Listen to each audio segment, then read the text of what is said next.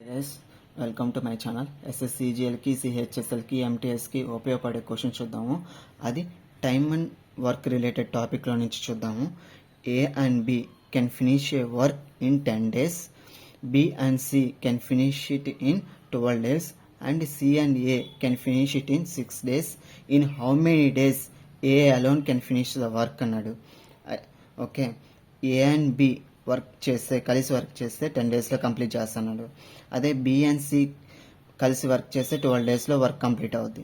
అదే C and ఏ వచ్చేసి కలిసి వర్క్ చేస్తే 6 daysలో వర్క్ కంప్లీట్ అవుద్ది. అయితే ఏ అనే వ్యక్తి ఎన్ని రోజుల్లో కంప్లీట్ వర్క్ అనేది కంప్లీట్ చేస్తాడు?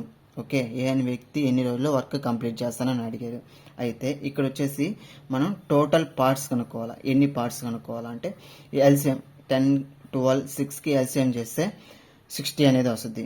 అదే టోటల్ వర్క్. ఓకే, అదేవిధంగా ఇది 6 అంటే 60 పార్ట్స్ అంటే ఇక్కడ వచ్చేసి 6 into 10, 12 into 5, 10 into 6 అంటే ఓవరాల్గా 60 పార్ట్స్ వచ్చేటట్టు.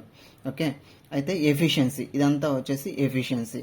ఇప్పుడు టోటల్ ఎఫిషియన్సీ ఎంత చూసుకుందాం. A plus B plus B plus C plus C plus A is equal to 10 plus 5 plus 6. Okay, total efficiency ఎంత? 21. ఓకే, దీన్ని 2 into A plus B plus సిగా రాసుకోవచ్చు కదా. Okay, is equal to 21.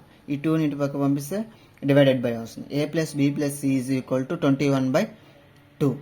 Okay, ఇక్కడ వచ్చేసి మనం ఏ ఎఫిషియన్సీ వరకే కనుక్కోవాలి. ఏ ఎఫిషియన్సీ వరకే కనుక్కోవాలంటే బి ప్లస్ సి ఎఫిషియన్సీ ఎంత? 5.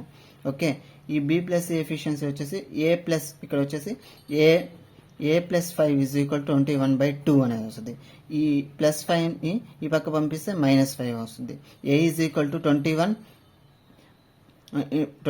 minus 10/2. A is equal to 11/2. Okay, A alone can finish the work అన్నాడు. అంటే టోటల్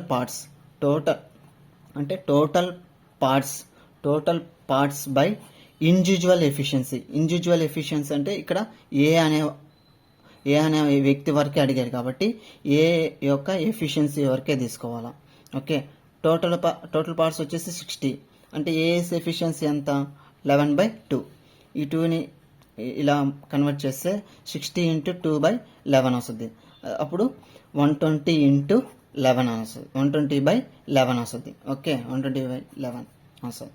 థ్యాంక్ యూ గైస్.